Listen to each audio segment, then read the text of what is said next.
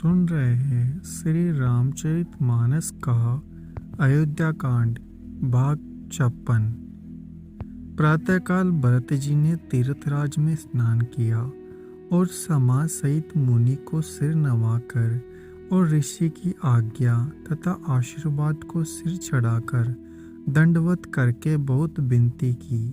तदंतर रास्ते की पहचान रखने वाले लोगों के साथ सब लोगों के लिए भरत जी चित्रकूट में चित लगाए चले। भरत जी राम सखा गुह के हाथ में हाथ दिए हुए ऐसे जा रहे हैं मानो साक्षात प्रेम ही शरीर धारण किए हुए हो। ना तो उनके पैरों में जूते हैं, ना सिर पर छाया है। उनका प्रेम नियम व्रत धर्म निष्कपट सच्चा है। बेसका निषाद राज से लक्ष्मण जी, श्री रामचंद्र जी और सीता जी के रास्तों की बातें पूछते हैं और वह कोमल वाणी से कहता है। श्री रामचंद्र जी के ठहरने की जगहों और वृक्षों को देखकर उनके हृदय में प्रेम रोके नहीं रुकता। भरत जी की यह दशा देखकर देवता फूल बरसाने लगे। पृथ्वी कोमल हो गई, मार्ग मंगल का मूल बन गया। बादल छाया किए जा रहे हैं, सुख देने वाली सुंदर हवा बह रही है। भरत जी जाते समय मार्ग जैसा सुखदायक हुआ वैसा श्री रामचंद्र जी को भी नहीं हुआ था। रास्ते में असंख्य जड़ चेतन जीव थे। उनमें से जिनको प्रभु श्री राम जी ने देखा अथवा जिन्होंने प्रभु श्री राम जी को देखा वे सब उसी समय परम पद के अधिकारी हो गए। परंतु अब भरत जी दर्शन ने तो उनका भव रूपी रोग मिटा ही दिया। भरत जी के लिए यह कोई बड़ी बात नहीं है, जिन्हें श्री राम जी स्वयं अपने मन में स्मरण करते रहते हैं।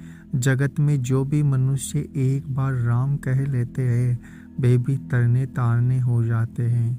फिर भरत जी तो श्री रामचंद्र जी के प्यारे और उनके छोटे भाई ठहरे, तब भला उनके लिए मार्ग मंगल का दायक कैसे ना हो। सिद्ध साधु श्रेष्ठ मुनि ऐसा कह रहे हैं और भरत जी को देखकर हृदय में हर्ष लाभ करते हैं। भरत जी के प्रभाव को देखकर देवराज इंद्र को सोच हो गया, संसार भले के लिए भला और बुरे के लिए बुरा है। उसने गुरु बृहस्पति से कहा, हे प्रभु वही उपाय कीजिए जिससे श्री रामचंद्र जी और भरत जी की भेंट ही ना हो। श्री राम जी संकोची और प्रेम के बस है, भरत जी प्रेम के समुद्र है। बनी बनाई बात बिगड़ना चाहती है, इसलिए कुछ छल ढूंढकर इसका उपाय कीजिए। इंद्र के वचन सुनते ही देवगुरु बृहस्पति मुस्कुराए। उन्होंने 1000 नेत्रों वाले इंद्र को नेत्रों सहित समझा और कहा, हे देवराज, माया के स्वामी श्री राम जी के सेवक के साथ कोई माया करता है तो वह उलटकर अपने ही ऊपर आ पड़ती है। उस समय तो श्री राम जी का रुख जानकर कुछ किया था, परंतु इस समय कुचाल करने से हानि ही होगी। हे देवराज, श्री रघुनाथ जी का स्वभाव सुनो। वे अपने प्रति किए हुए अपराध से कभी रुष्ट नहीं होते, पर जो कोई उनके वक्त का अपराध करता है वह श्री राम की क्रोधाग्नि में जल जाता है। लोक और वेद दोनों में इतिहास प्रसिद्ध है। इस महिमा को दुर्वासा जी जानते हैं। सारा जगत श्री राम को जपता है। वे श्री राम जी जिनको जपते हैं उन भरत जी के समान श्री रामचंद्र जी का प्रेमी कौन होगा। हे देवराज, रघुकुल श्रेष्ठ श्री राम जी के वक्त का काम बिगाड़ने की बात मन में भी ना लाई है। ऐसा करने से लोक में अपयश और परलोक में दुख होगा। शोक का सामान दिनों दिन बढ़ता ही चला जाएगा। हे देवराज, हमारा उपदेश सुनो। श्री राम जी को अपना सेवक परम प्रिय है। वे अपने सेवक की सेवा से सुख मानते हैं और सेवक के साथ बैर करने से बड़ा भारी बैर मानते हैं। यद्यपि वे सम हैं, उनमें ना राग है ना रोष है और ना वे किसी का पाप पुण्य गुण दोष ही ग्रहण करते हैं। उन्होंने विश्व में कर्म को ही प्रदान कर रखा है। जो जैसा करता है वह वैसा ही फल भोगता है। तथापि वे भक्त और अभक्त हृदय के अनुसार सम और विषम व्यवहार करते हैं। गुण रहित, निर्लेप, मान रहित और सदा एक रस भगवान श्री राम भक्त के प्रेम बस ही सगुण हुए हैं। श्री राम जी सदा अपने सेवकों की रुचि रखते आए हैं। वेद, पुराण, साधु, देवता इसके साक्षी है। ऐसा हृदय में जानकर कुटिलता छोड़ दो और भरत जी के चरणों में सुंदर प्रीति करो। हे देवराज इंद्र, श्री राम जी के सदा भक्त दूसरों के हित में लगे रहते हैं। वे दूसरों के दुख से दुखी और दयालु होते हैं। फिर भरत जी तो भक्तों के शिरोमणि हैं, उनमें से बिल्कुल भी डरना नहीं चाहिए। प्रभु श्री राम जी सत्य प्रतिज्ञ और देवताओं का हित करने वाले हैं और भरत जी श्री राम जी की आज्ञा के अनुसार चलने वाले हैं। तुम व्यर्थ ही स्वार्थ के विशेष बस होकर व्याकुल हो रहे हो। इसमें भरत जी का कोई दोष नहीं, तुम्हारा ही मोह है। देवगुरु भरत जी की श्रेष्ठ वाणी सुनकर इंद्र के मन में बड़ा आनंद हुआ। उनकी चिंता मिट गई। तब हर्षित होकर देवराज फूल बरसाकर भरत जी के स्वभाव की सराहना करने लगे। इस प्रकार भरत जी मार्ग में चले जा रहे। उनकी दशा देखकर मुनि और सिद्ध लोग भी सिहाते हैं। भरत जी जब भी राम कहकर लंबी सांस लेते हैं तभी मानो चारों ओर प्रेम पड़ जाता है। उनके वचनों को सुनकर वज्र और पत्थर भी पिघल जाते हैं। अयोध्या वासियों का प्रेम कहते नहीं बनता। बीच में निवास करके भरत जी यमुना जी के तट पर आए। यमुना जी का जल देखकर उनके नेत्रों में जल भर आया। श्री रघुनाथ जी के रंग का सुंदर जल देखकर सारे समाज सहित भरत जी श्री राम जी के विरह रूपी समुद्र में डूबते डूबते विवेक रूपी जहाज पर चढ़ गए। उस दिन यमुना जी किनारे के निवास किया। समय अनुसार सबके लिए सुंदर व्यवस्था हुई। रात ही रात में घाट घाट की अगणित नावें वहां आ गई, जिनका वर्णन नहीं किया जा सकता। सवेरे एक ही खेवे में सब लोग पार हो गए। श्री राम जी के सखा निषाद राज की इस सेवा से संतुष्ट हुए। फिर स्नान करके नदी को सिर नवाकर निषाद राज के साथ दोनों भाई चले।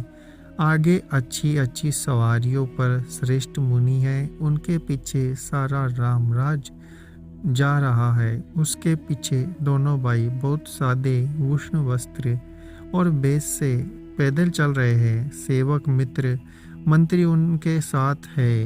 लक्ष्मण, सीता जी और श्री रघुनाथ जी का स्मरण करते जा रहे हैं। जहाँ जहाँ श्री राम जी ने निवास और विश्राम किया था, वहाँ वहाँ वे प्रेम सहित प्रणाम करते हैं। मार्ग में रहने वाले स्त्री पुरुष यह सुनकर घर और काम काज छोड़कर दौड़ पड़ते हैं और उनके रूप और प्रेम को देखकर वे सब जन्म लेने का फल पाकर आनंदित होते हैं। गांवों की स्त्रियां एक दूसरी से प्रेम पूर्वक कहती है, सखी ये राम लक्ष्मण है कि नहीं?